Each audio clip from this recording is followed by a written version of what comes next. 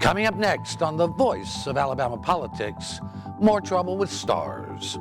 Also, the V team takes a look at phone problems.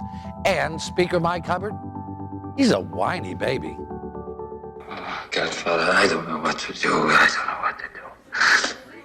You can act like a man! What's the matter with you? Yeah, what he said.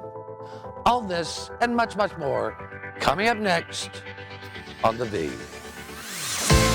The Voice of Alabama Politics with your host, Bill Brett. Now, the #1 political show in Alabama, The V.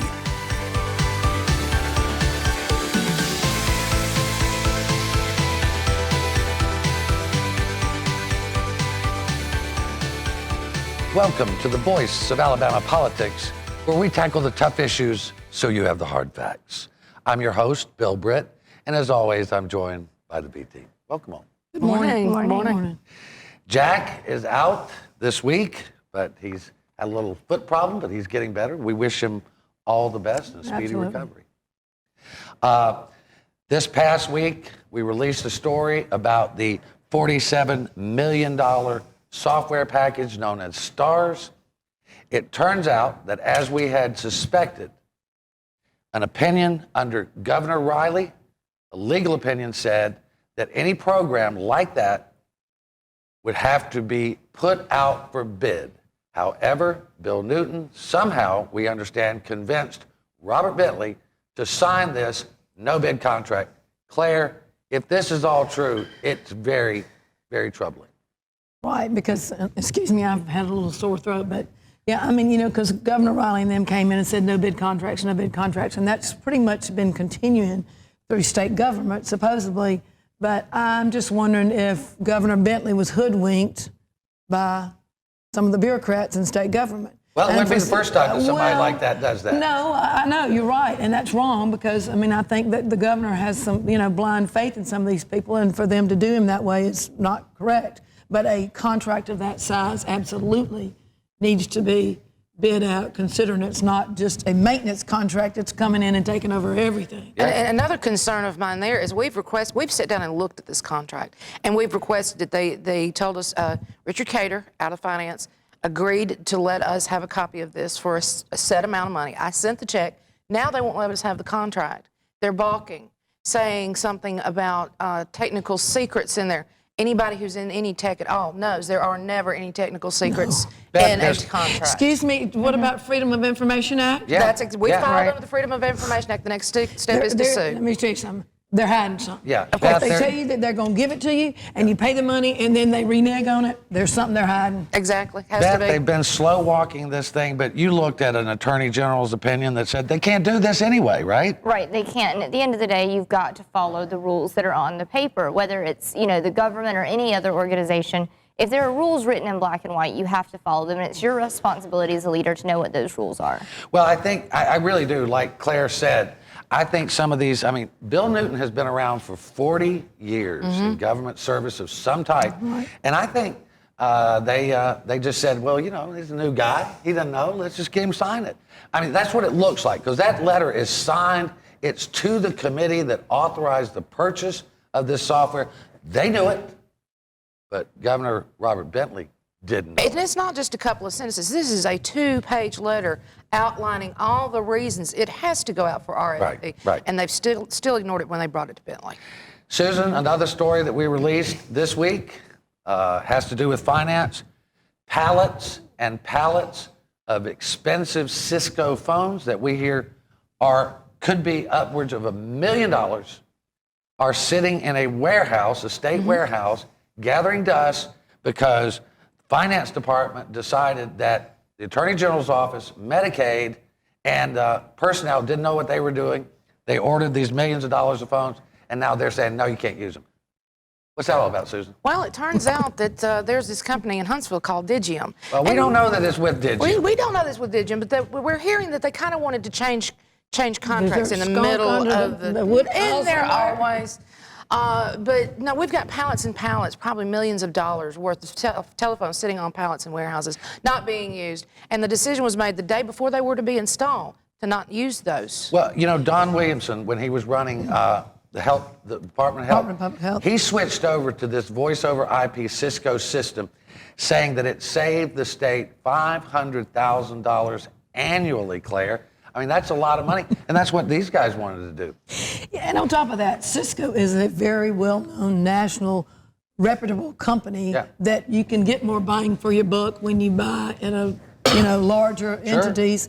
And then for some, of course, I'm all about using an Alabama-based company, but the bottom line is who's going to give you the best service at the best price. And speaking of services, what services will we still be providing if they drastically cut the budget last year? Had we not bought those phones to start with, much less just how's that money sitting Well, in a Beth, how warehouse? much did it cost to close how much we saved closing the driver's license places? Oh, not near as much as we spent fighting it, I'm sure. I mean, this is one of those stories that you see and you think this is what's wrong with government. This is what pushes people away from it. It's, hearing the federal government's ordered trucks that have no engines in them, that kind of thing that you hear. It's just one of those egregious examples. Sorry, I stole your word this week. I was getting ready to say it. She's learning. This She's week. learning. I'm sorry. I use it all the time now, and I think of you when I do it. But it's one of those examples of how, government breaks, and we can't waste time letting it break. Well, I mean, and the other thing we're hearing is that they are planning to sell these, Claire, on the used phone market. That's Brand new outrageous. phones. That's outrageous. The whole thing is crazy. It's outrageous.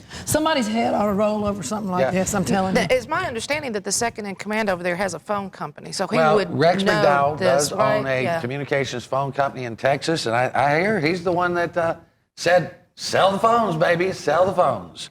If Governor Bentley does not fire Bill Newton and Rex McDowell, he is doing the state a disservice. He ought to make examples of these people once and for all. Really, do we have to have an assistant finance director like Mr. McDowell who has to fly all the way from Texas? Expenses paid. Expenses paid. Like Expenses there's not paid. any intelligent, capable men or women in the state of Alabama to fill that job, and we all know the answer. And he's Of already course been there is. he's already been dismissed from that job once before, and Well, when he Bill left. Newton He came, wasn't dismissed. Well, he left, but when he came back, when Bill Newton took over at finance, he brought him right back. Yeah, he did. Well, we got about a couple minutes, Beth. Well, less than 2 minutes, but AEA, the Alabama Education Association, the once powerful AEA, has announced that they're getting out of politics. That's huge. That is huge. This has everything to do with the dues checkoff thing, that they can't use the state computers to deduct dues from teacher payrolls if they're going to do electioneering. And I think that AEA is making the right decision here by deciding that it's time to decide, do we want to be a teacher advocacy organization or do we want to be a political arm? And I think that the route that they're taking is going to be able to set them up to advocate best for teachers. Well, I think they probably don't have any choice. Yeah. Consider they're in a financial hole. Yeah. Because what happened under the former administration when you're over $4 million in hole and you don't have any money. So Well, also now to come to their defense, when they rolled back from the dues checkoff, it wasn't that people didn't want these dues taken out of their check. Where the problem came in was the people like the custodians and the lunchroom workers and people like that who didn't have a bank account. It was, Right. I mean, that crippled them. That's where it really hurt. that was the legislative thing, and that was Yeah. done. When they would have had that to was done- re-sign everybody up. Well, intentionally. They tried her. to. Right, They it was. drafted their account, but the ones that didn't Yeah, have but there was accounts. some major mismanagement. So There- there's, that's true. there's two sides to every That's story. true. All right, Okay? we're going to have to leave it right there with both sides. You're watching The V, the voice of Alabama politics. We'll be right back. Tough to get a word in edgewise with all you ladies. We've got a few opinions. What do you think? The V is sponsored by Spot On Strategies Group. Richard Shelby said that President Obama is either asleep or out of touch to even think of bringing 10,000 Syrian refugees to America. Well said. Terrorist attack overseas, and now here, and our borders are overrun with illegal aliens. We need to dramatically increase border security, give no amnesty, and eliminate every dime of funding for the president's refugee scheme. That's Shelby's plan, and mine. Richard Shelby holds real face-to-face meetings in all of Alabama's 67 counties each year, not just at election time. He knows the back roads, the quickest routes. His home is here. Shelby's here when we need him. He's conservative as the day is long. Rock-solid Alabama values. Richard Shelby stands up to Obama every single day. I'm Richard Shelby, and I approve this message.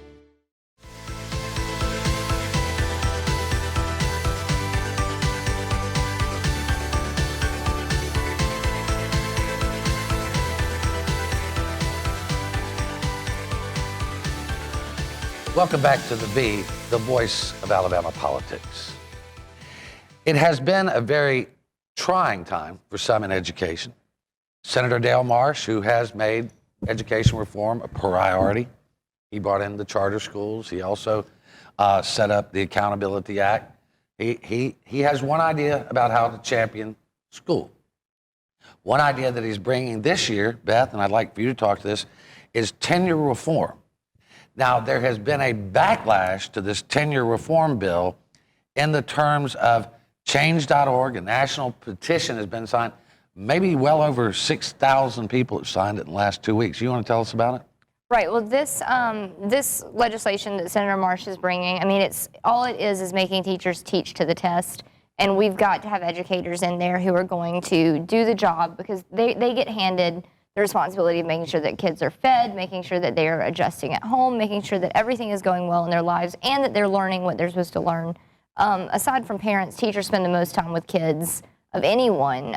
So I just, like you said, the devil's in the details on this, but I don't trust anything that they bring in for teachers right now. Well, it looks like there's two tracks. There's a track where the teachers can come in and get paid more if they don't take tenure, and there's a track where they get paid less if they take tenure. But the Superintendent's Association doesn't like it. There's nobody that's really liking this. Well, it'll be interesting to see. I mean, I as she mentioned, of course, I have 3 children. I'm the only person on the set that has children. And yes, teachers spend more waking days times with your kids than you do. That is for sure. They're very important people in their lives. Mine are not in public school systems, but teaching to test is the wrong thing. Yeah. That's not what's going to make a productive citizen. That's not what's going to make them score better on their ACT or SAT test. And I'll have to say, these teachers in the public school system have so many more things on top of their plate than most teachers do. Sure. And on the flip side, there are a lot of teachers that shouldn't be tenured that we need to get rid of. But there's a happy medium. I hadn't seen the legislation, so I think it'd be interesting. Looked at it really well. But Susan, there's a lot of opposition to it at this point. There's a lot of opposition to it, but I do agree with Claire that there's got to be a happy medium in here somewhere. But the opposition is growing to this particular bill as it's written now. But as we know, as this goes through the process, it'll go through a lot of changes, and I hope for the good. Yeah. I do understand we've got some teachers in there that don't need to be tenured. We need to get rid of them. But we have some really excellent teachers in there that, or even students that are thinking about going into teaching right now, they're going, do I really want to make this my career path? Yeah, well, Can we look at what we teachers? Teachers make less today than they did in 2010. Right. And so what we're basically telling them is, if you want the pay back that has been taken from you by the legislature, you have to give us tenure in the process. That's what we're telling our teachers. And that we need to at least give them what they started with in 2010, and then start deciding how can we move forward and find a way to fix what's broken. I just wonder if teachers will want, if people want to go to college and actually become teachers if they can't get tenure. I mean, that's one of the... Well, the other thing is, surely there's going to be a clause where people are grandfathered in. I would assume there's something like that. Interesting. When you're saying that 6,000 people have signed this petition, are these people from Alabama, or is this national people? I don't know. I mean, most of them I read were Alabama people, but I'm sure there's national people too. Right. I mean, it's all shared through social media, so there's no telling the way that the networks overlap there. Now, do remember, too, that the teachers for charter schools do not have to meet the same requirements that they do for public schools. Well, it'll make more charter school teachers. Oh, yeah, I mean, it absolutely. will, because they don't have all those benefits. I want to switch over to this thing. Senator Phil Williams is under investigation for possible ethics violation, possible other things. He's really bucked back against this. We have never accused Senator Williams of breaking any law or using his office for personal gain, although he seems to think we have, which we haven't. And you read anything we've written. Now, what we did learn this week is that law enforcement has begun the long process of interviewing individuals who may or may not have knowledge about what Phil Williams has. Now, just for those of you who don't know, Phil Williams started his career in the Senate with 0 consulting or personal contracts. He opened up a law firm. private law firm, and now he has 43. He also represents cities in his district.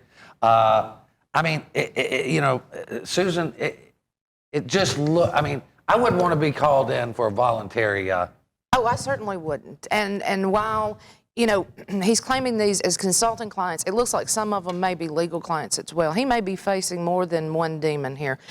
The only thing, and that's just speculation on my part, but the only thing that we've reported is that there is an investigation and the people will be called.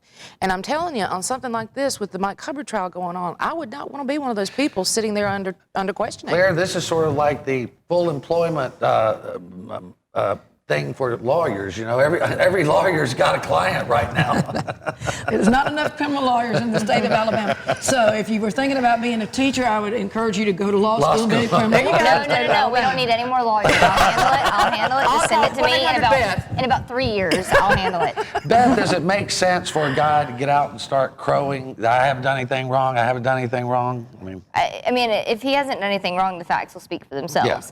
And I'll agree that what y'all have done and what you've put out is you've just laid out a few facts and you've laid out some other facts next to each other, and you've allowed people to draw those conclusions. And if those conclusions look to be damning, then that's mighty unfortunate. But those are the things you have to consider when you're in public office and you are trying to avoid the appearance of impropriety. Well, I just was sitting here thinking about it. When they drafted that ethics law, and it was in the former quadrennium, and Senator Roger Bedford was still here, and Senator Tammy Irons was still here, and I think she represented a university, he represented some county commissioners, and they went back and changed that, I think, just for them, for a few things. Yeah. So it would seem to me that if these are public entities, he probably could not be representing them and working for them. Yeah, and we don't know what all he works for, but it looks, you go from 0 to 43, everybody goes, well, that's kind of weird.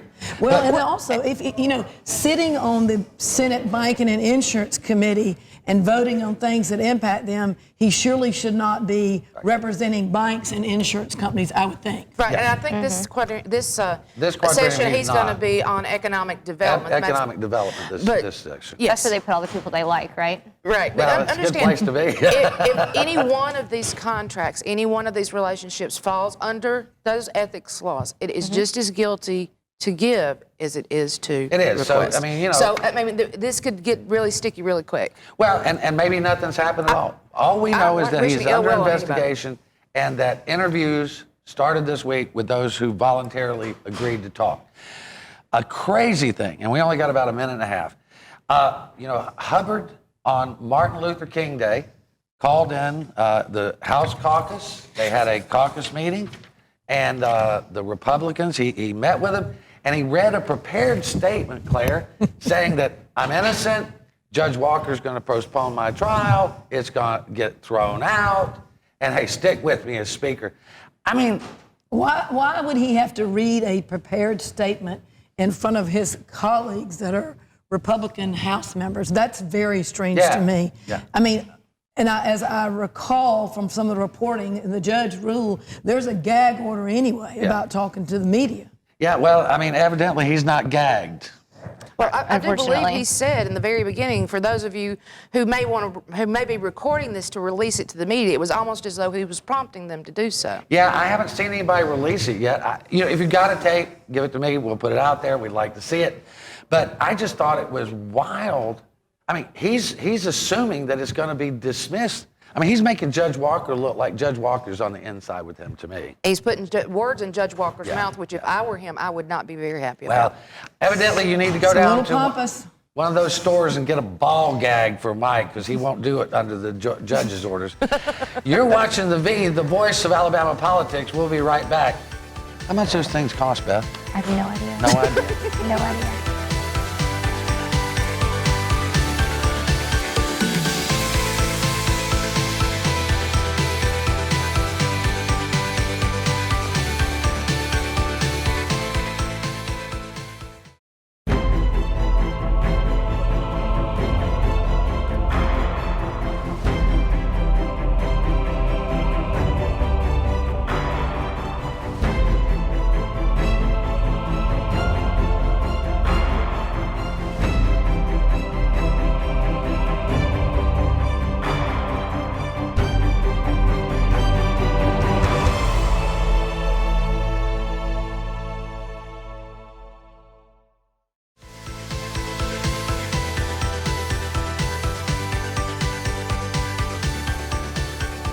Welcome back to the voice of Alabama politics.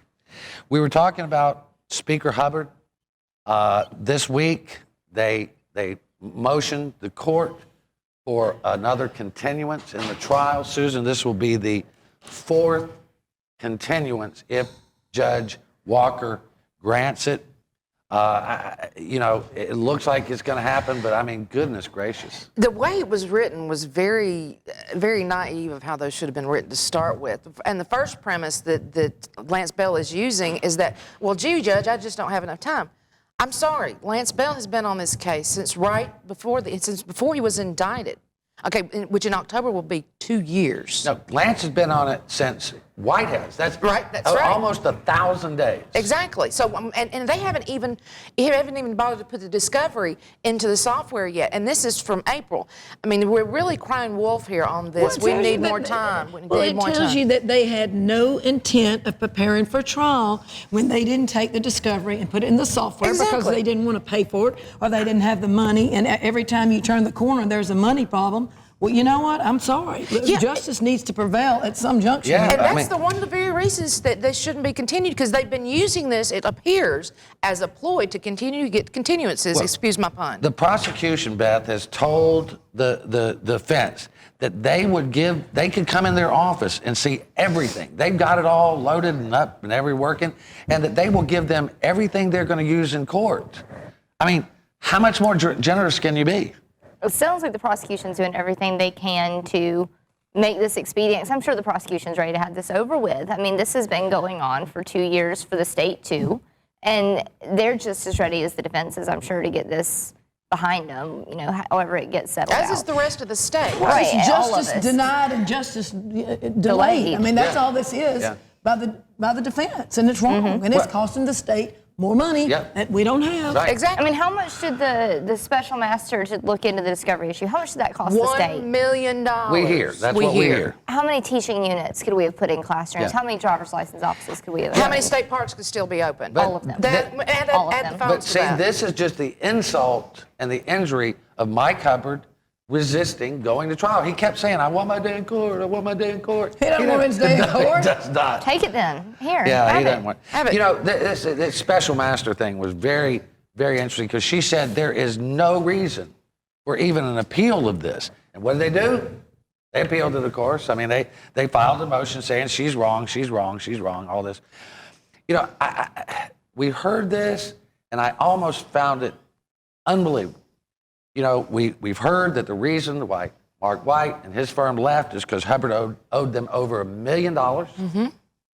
And now Lance Bell's representing him, and also the Philip Adams.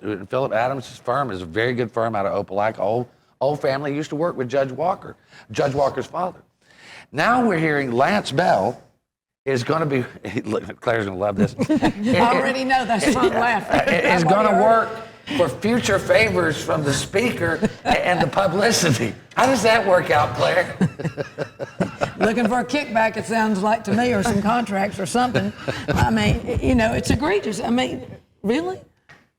I mean, Beth, Laurie, would you want some future favor from the speaker to represent him in this case? I wouldn't want my name anywhere near it. But I mean, if this goes well, you know, Lance Bell may be just hedging his bets here. And if this goes well, this could put him on, you know, the Johnny Cochran track of defense, and it could make a name for him. And so he may be looking at it that way, or he may be looking at it as, you know, the speaker's made some promises under the table we don't know about. We know that's how the speaker operates from everything we've learned over the years. So or we'll some see. of his henchmen and fundraisers and those kind of people. Right. Well, I think he'll end up more like Jackie Childs. Probably. From Seinfeld. Right. He'll be famous, but not for the reasons he wants to. And Lance can be a nice guy, but he's way out of his league. Well, this is disturbing. And then the fact that he goes around talking about this. Yeah. I mean, that's really not, I would say that's not very ethical, and it's not very smart and astute of him as a lawyer representing the speaker to go around saying that sort of thing. Because this word got back to us from his hometown, because we have friends there and have for years. We've got friends up in St. Clair County and in the Republican Party up there, and they say they can't go to a party meeting, he's the party chair, without him walking around and saying, yeah, I'm representing the speaker, and we're going to get Matt Hart on prosecutorial misconduct and all this good. It's Did crazy. he forget what the court and everybody's ruled? I guess he keeps forgetting that. Yeah, I guess so. Well, it's Those just, emails are a bit sticky. it's the craziest thing. I tell you, my favorite one, though, is Lance Bell. He filed a motion and said one of the reasons they had to delay the trial is because ALReporter.com has written so much about Hubbard, and it's all been negative and tilted, and then he says it's erroneous and skewed. I have never been so insulted. You should be honored. And I'm sure the day that the speaker does something right, y'all will be the first ones to write about it. I mean, when that time comes, if it comes. You mean like but- stepping down from his position? Right, I'm sure y'all will cover that article in a light The most sad thing favorable. is they're used to controlling most of these reporters in the state. Yeah. And the fact that they can't control you and that you have facts to back up what you're saying is driving them insane. Here's my favorite part, though. You know, he's talking about all this pretrial publicity. What about the post-indictment publicity where Mike Hubbard made a pep film rally. on his way to get arrested at the courthouse? The next day, they had a pep rally with Mike Rogers and all of his acolytes behind him. Shouldn't affect the jury at all, I wouldn't think. Y'all remember that 2-page spread they had in the Opelika News? Opelika News. Yeah, there was. And that's the jury pool we're talking about. This Yeah. is a Lee County case. We're talking Lee County jury. I mean, do we have any numbers on what readership is in Lee County? I mean, y'all are statewide. This is not directly into the Right, jury pool. right. Well, this is everybody that this information's it's to. their rules that they live by and the rules that everybody else Don't lives point by. at me when you do that. Oh, excuse me. Well, You know, their rules and then the rules that the rest of us have to live by. Right. Yeah. Yeah, and and that's the unfortunately, problem. that's the way they've been operating for the last, 8 years. well, he did say we were tenacious and persistent. I will agree with that 100%. We're going to continue to be persistent. But the one thing he said wrong is that we were wrong. Yeah. And that has never been the case. We've always backed up everything with Well, we've documentation. been accused of a lot of things, but never wrong that. is not one of them. It's interesting, they've got the hearing coming up this week on the 26th to see if they can depose Matt Hart. If Judge Walker lets him depose Matt Hart, we probably are just going to, this case will come unraveled. It is unheard of that a prosecutor should be deposed. Beth, this thing is just crazy. Right. I know that there's, rules of professional conduct where if a lawyer's a material witness in a case, then they can't be counsel on that case. But, whether or not he's a material witness from anything that's stemming outside of this actual case, the distinction, I think, is that he's not a material witness from the situation who has now taken on the role as counsel. He was counsel who saw things, and that's the difference. Well, they want to claim prosecutorial misconduct, but it's not going to sit. We're going to have to leave it right there. You've been watching The V, the voice of Alabama politics. Thank you for joining us, and we'll see you next week.